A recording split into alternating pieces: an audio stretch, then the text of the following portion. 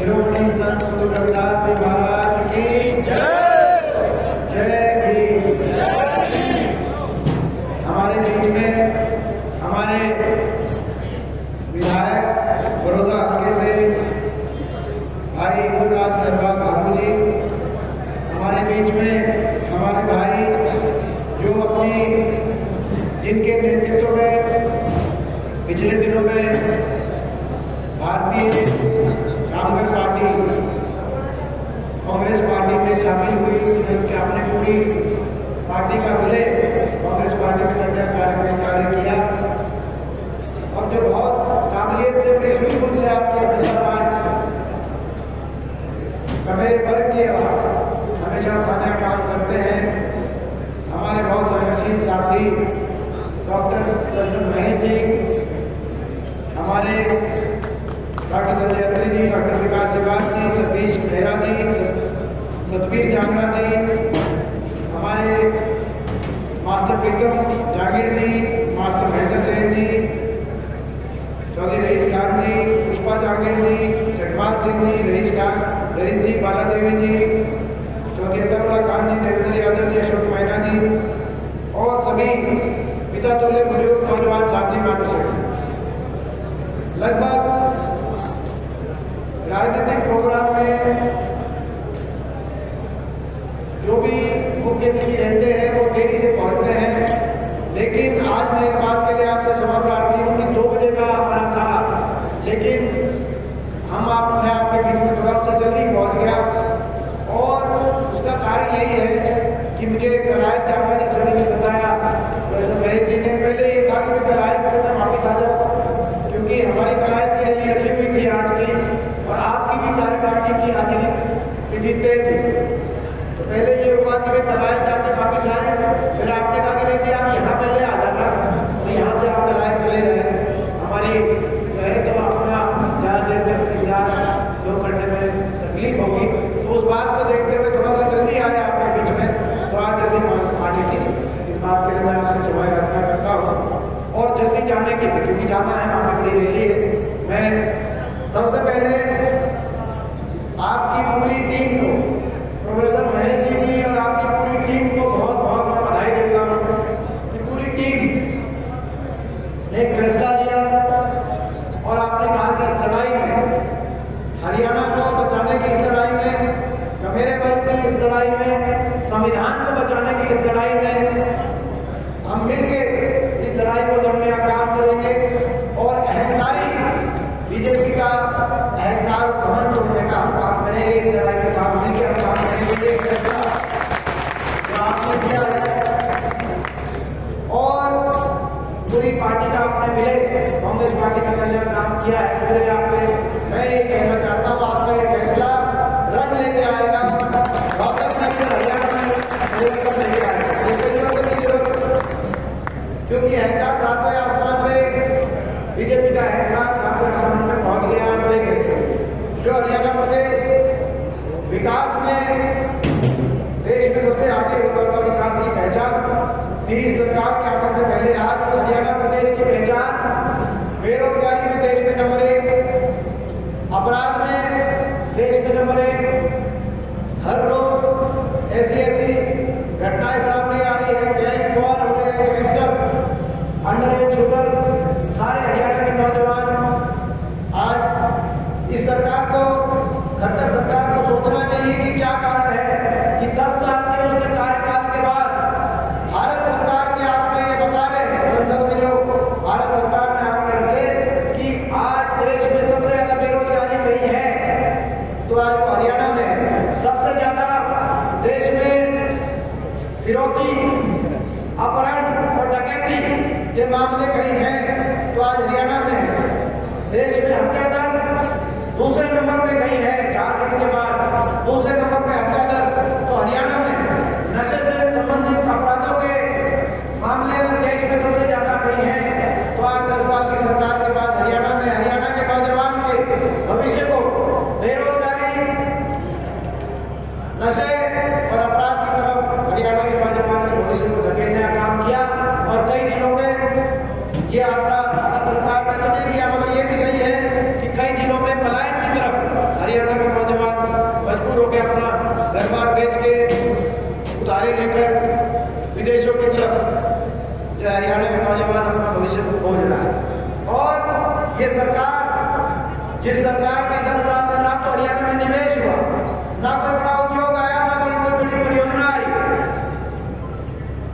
जिसका उदाहरण इस बात में आप समझ सकते हैं कि 10 साल की सरकार के बाद भी प्रधानमंत्री जी को बुलाया चुनाव के समय खट्टर सरकार ने, तो प्रधानमंत्री जी से जो परियोजनाओं का उद्घाटन कराया वो वही परियोजनाएं हैं जिनका काम हमारे समय में, जिनका शिलान्यास होकर मंजूरी होकर काम शुरू हो गया था, उन्हीं का उद्घाटन करवा पाए। रोहतक में झांसी रेल की लाइन और देवरखाना के आयुर्वेदिक योग में अस्पताल का उद्घाटन कराया प्रधानमंत्री जी ने, 2 उद्घाटन कराया। तीसरा द्वारका एक्सप्रेस वे, वो भी हमारे समय का काम शुरू हो गया था, 11 तारीख को प्रधानमंत्री जी आ गए। 3 परियोजनाओं का उद्घाटन करा पाए खट्टर सरकार। एक कोई परियोजना जो जिसका शिलान्यास भी आपने किया हो, मंजूर भी आपके समय और 10 साल में कंप्लीट कराने का काम किया, उसका भी उद्घाटन कराते तो आपको भी संतुष्टि होती। और विपक्ष के नाते हम भी ये कहते कि चलो ये इन्हीं की योजना, इन्हीं की देन है, इन्हीं की समय शुरू हुई और इसी का उद्घाटन कराया। एक परियोजना ऐसी नहीं है, यानी कि 10 साल में तो काम किए नहीं, हरियाणा को विकास की पटरी से उतार दिया। और देश में सबसे ज्यादा बेरोजगारी, देश में सबसे ज्यादा महंगाई, सबसे महंगा डीजल पेट्रोल रसोई गैस का सिलेंडर और सबसे महंगा बिजली का बिल, क्योंकि वेट सबसे ज्यादा हरियाणा में।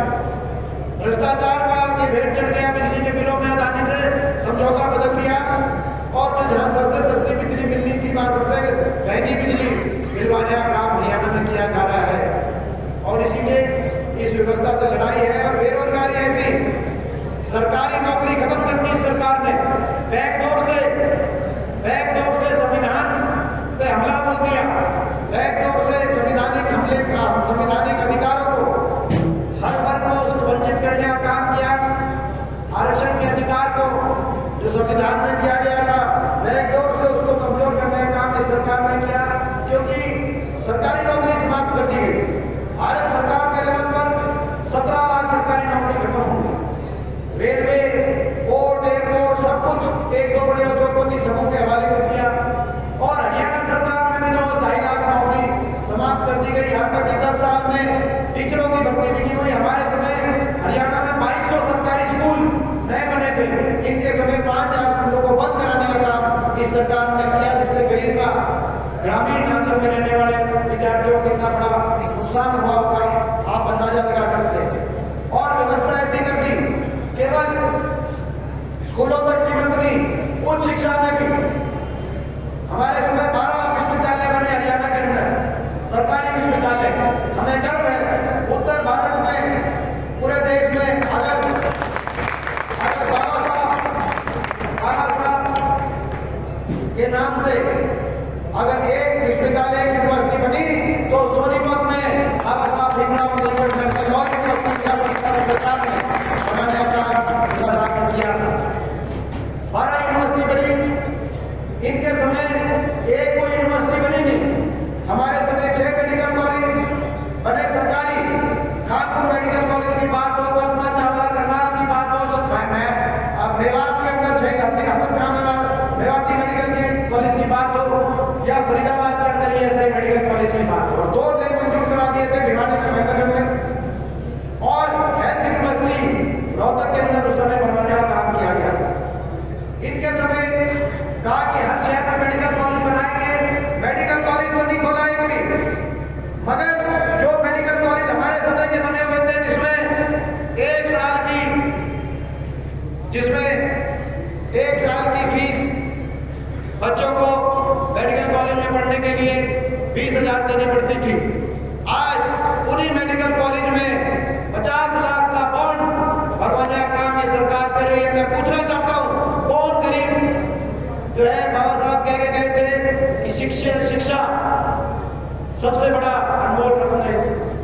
मैं पूछना चाहता हूं, कौन गरीब परिवार 50 लाख का आज खर्चा करके मेडिकल कॉलेज आपने बनाया? नहीं, हमने बनवा, हमारी सरकार के समय, उस समय बने थे। आपने मेडिकल कॉलेज में आपने फीस बढ़ा दी। ग्रामीण आंचल में सरकारी स्कूलों को बंद करने का काम कर रहे हैं।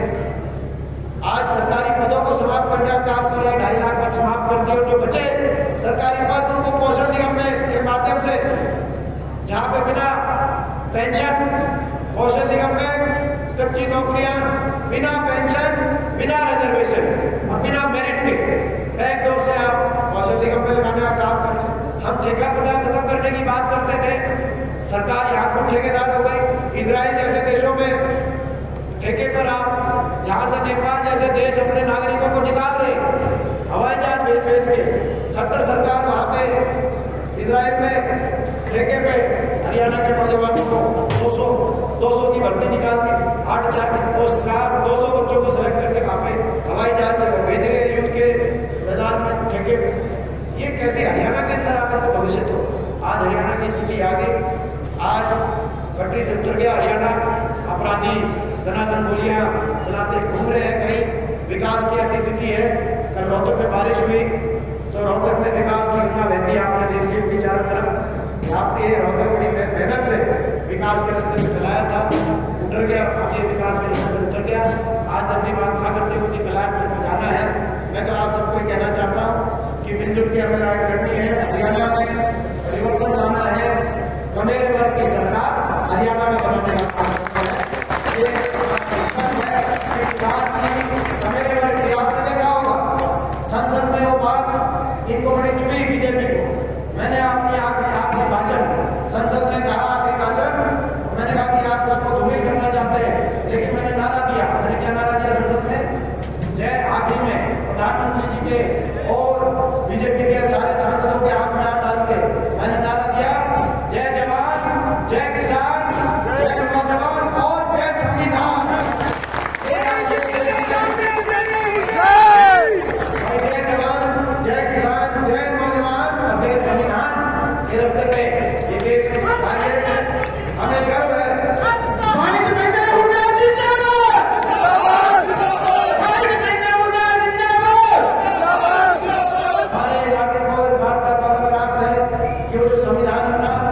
संविधान में हमारे जो इलाके के एक प्रतिनिधि स्वर्गीय चौधरी रणवीर सिंह जी, मेरे दादाजी के दस्तखत, जो बाबा साहब के नेतृत्व में संविधान बना, वो संविधान में उनके भी दस्तखत मौजूद है।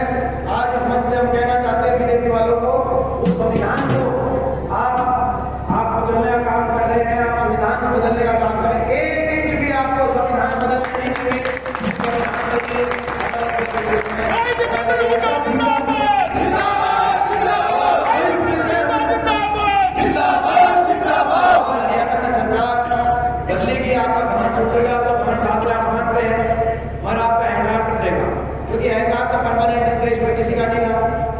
बीजेपी का भी नहीं रहेगा, अहंकार टूटेगा।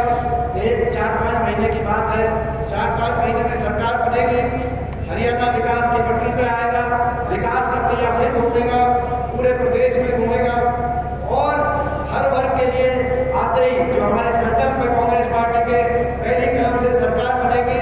हरियाणा के बड़े बुजुर्गों को देश में सर्वाधिक 5 महीने के बाद 6,000 बुढ़ापा पेंशन की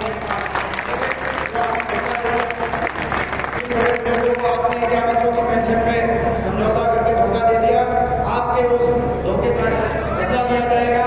5 महीने के बाद पेंशन आएगी हरियाणा में और एक घर में अगर 2 पेंशन है तो 12,000 की पेंशन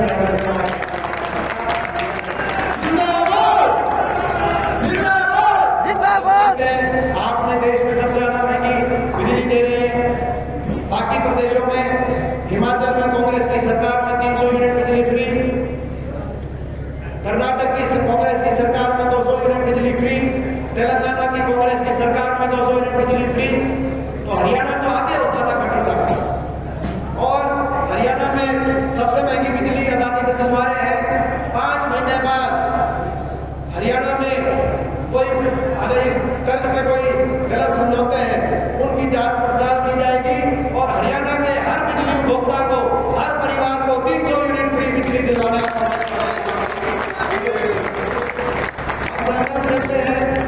कि 100 गज के प्लॉट की स्कीम खत्म कर दी। मकान की स्कीम आपने नाम बदल दिया इंदिरा आवास योजना से प्रधानमंत्री योजना, लेकिन मकान आए नहीं गाँव में। गरीब आदमी को ना मकान मिले ना 100 गज के प्लॉट मिले। जो रह गए थे गाँव में निकले थे, गाँव में निकले थे, गाँव में जो लोग रह गए थे दोबारा से समीक्षा उन लोगों को नहीं मिले।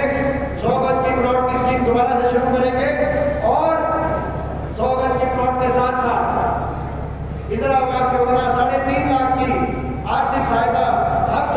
ब्लॉक और हर पार्टी परिवार, SC1 के परिवार, प्रकाश डे के परिवार और BPL के छत्तीसगढ़ के जो अन्य परिवार है, उन सबको 100 गज के प्लॉट और 3.5 लाख की आर्थिक सहायता से इंदिरावास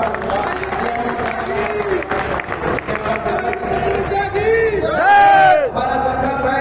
पहली कलम से जो 2.5 लाख पद आपने समाप्त कर दिए या कच्चे कर दिए,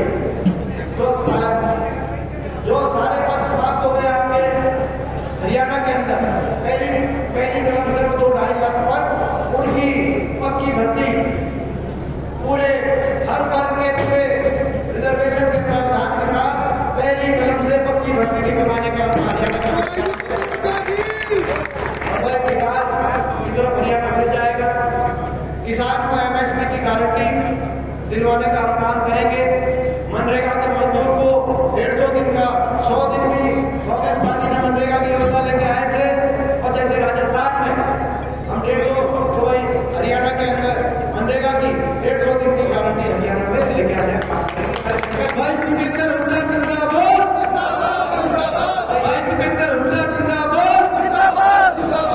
ये हमारे सारे संकल्प हैं, इन संकल्पों के साथ इस रास्ते पे आगे बढ़ेंगे।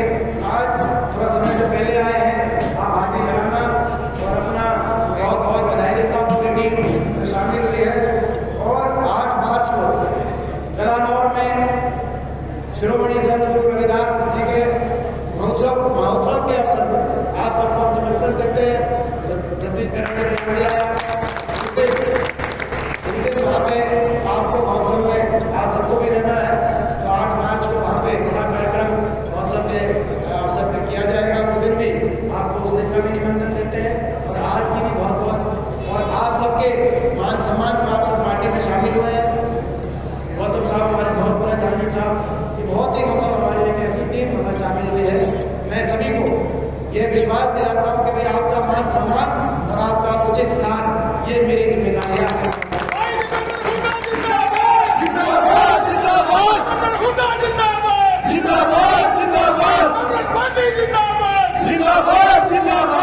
इन्हीं शब्दों के साथ आप सबसे पूछना चाहता हूँ, भाई ये बीजेपी सरकार से लड़ाई करने का रास्ता रोहतक लोकसभा चुनाव, इस चुनाव का फैसला